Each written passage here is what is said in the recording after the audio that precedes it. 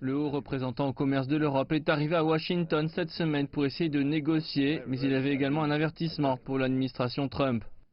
Je viens sous la pression pour défendre ce niveau d'ouverture, étant donné que nos entreprises européennes peuvent être touchées par des tarifs à tout moment.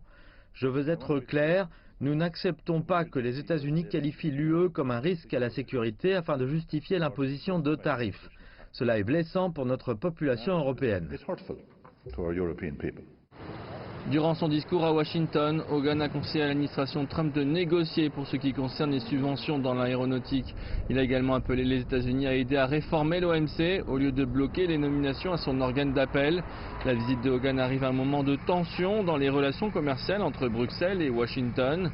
L'administration Trump menace d'imposer des tarifs sur les produits français comme le champagne après que le gouvernement français a mis en place une nouvelle taxe sur les services numériques qui toucheront les géants de la tech américains comme Amazon. Son voyage arrive la même semaine que la signature entre les États-Unis et la Chine de leur accord commercial de phase 1.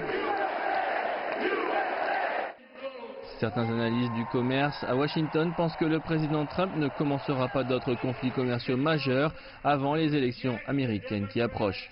Je pense que ce que nous allons voir à la fin, c'est États-Unis-Chine, États-Unis-UE, États-Unis-Canada et Mexique.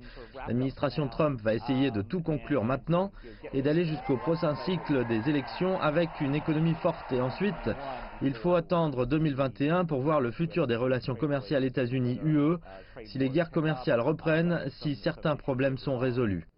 Alors qu'il terminait ses réunions à Washington, Hogan a également eu une mise en garde pour la situation du commerce mondial. Hogan a indiqué que les pays utilisaient la politique commerciale comme moyen pour obtenir ce qu'ils veulent dans d'autres secteurs comme la sécurité et la technologie. Et avec l'OMC écarté, il a prévenu que le jeu du commerce global est joué sans arbitre.